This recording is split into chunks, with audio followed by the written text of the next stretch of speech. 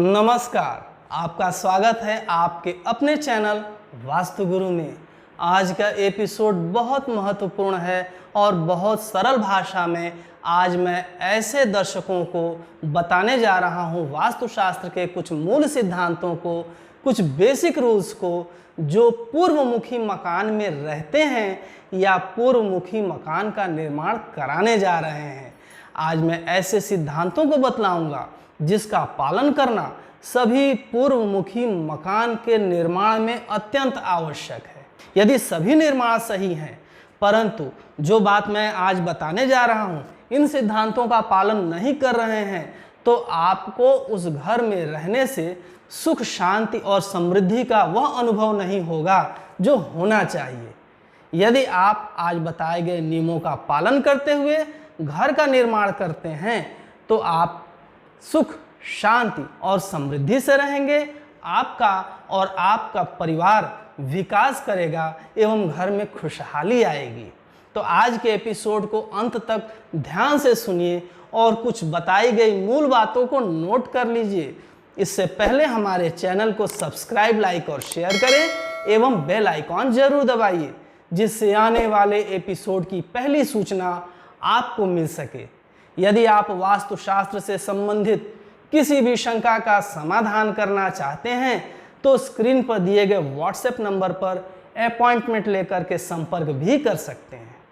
प्राकृतिक रूप से पूर्वमुखी मकान अथवा पूर्वमुखी जमीन सबको सुलभ नहीं होता है, क्योंकि पूर्व दिशा सकारात्मक ऊर्जा की दिशा मानी जाती है। सूर्योदय पूर्व दिशा से होता है, तो घर में आने वाली सूर्य की पहली किरण यदि आपका मकान या जमीन पूर्वमुखी होगा तभी उसमें प्रवेश करेगी। यदि आपको ऐसी जमीन मिल गया है, आपको ऐसा प्लॉट मिल गया है, तो यह अत्यंत भाग्यशाली हैं आप। परंतु आपका निर्माण भी वास्तुसम्मत होना चाहिए। यदि आप पूर्ण फल लेना चाहते हैं, पूरा सुख लेना चाहते हैं पूर्वमुखी जमीन अथवा मकान का, तो आइए बिंदुवार एक एक करके वास्तुशास्त्र के सारे नियमों को समझिए और इसको अपनाइए, जिससे आप और आपका परिवार सुखी पूर्वक उस घर में निवास करे, उस घर में चुंबकीय संतुलन बरकरार रहे, पॉजिटिव एनर्जी बनी रहे। तो ऐसा क्या काम करें कि हम पूर्वमुखी मकान में हमेशा विकास करें और आगे की तरफ बढ़ें। तो हमारी बातों को ध्यान से सुनिए और इसको अपनाइए।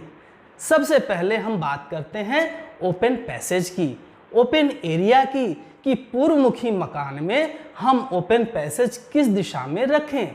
पूर्वमुखी मकान का निर्माण आप पीछे से आगे की तरफ करवा सकते हैं। फ्रंट में आप चाहे जितनी जमीन छोड़ सकते हैं, इतनी छूट पूर्वमुखी मकान के अतिरिक्त उत्तरमुखी मकान में ही संभव है। इसमें आप फ्रंट के अतिरिक्त आप उत्तर दिशा में भी यदि चाहें तो पैसेज, ओपन एरिया या गलियारा छोड़ सकते हैं, जिससे आपका मकान अत्यंत भव्य, दिव्य दिखाई पड़ेगा। उसकी सुंदरता में भी चार चांद लगेगा। पश्चिम मुखी अथवा दक्षिण मुखी मकान में आप दो तरफ ओपन एरिया नहीं छोड़ सकते हैं, लेकिन पूर्वमुखी मकान में आप दो तरफ से ओपन पैसेज या ओपन एरिया को छोड़ सकते हैं। यह आपके लिए अत्यंत अच्छा है और पॉजिटिव एनर्जी को घर में प्रवेश कराने वाला है। यदि आपके प्लॉट का साइज बड़ा है, फार्म हाउस है, बंगलो है और आप एक लॉन का भी निर्माण करवाना चाहते हैं, तो आप फ्रंट में पूर्व दिशा की तरफ एक अच्छे बागीचे का या लॉन का निर्माण भी करवा सकते हैं, और चाहे तो उत्तर दिशा की तरफ भी लॉन का निर्माण करवा सकते हैं। यह भी बहुत ही अच्छा माना जाता है। यह खासियत, यह सौभाग्य अन्य दिशा के प्लॉट में उपलब्ध नहीं है। यह खासियत पूर्वमुखी मकान अथवा उत्तरमुखी मकान में ही मिल सकता है, दक्षिण या पश्चिम मुखी मकान में नहीं मिल सकता। लेकिन दक्षिण मुखी या पश्चिम मुखी मकान में लॉन बन ही नहीं सकता, ऐसा भी नहीं है। उसके नियम बिल्कुल अलग हैं, इस बात का ध्यान रखिएगा।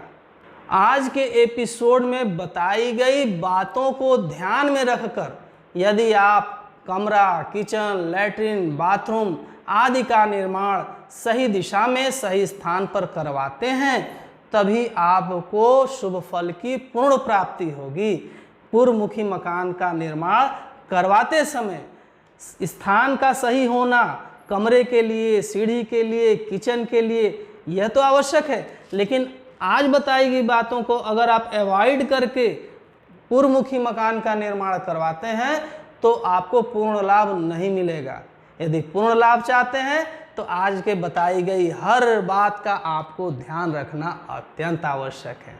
आज का एपिसोड आपको कैसा लगा कमेंट करके अवश्य बतलाइएगा। मिलते हैं अगले एपिसोड में नई जानकारी के साथ। देखते रहिए आपका अपना चैनल वास्तु गुरु। नमस्कार।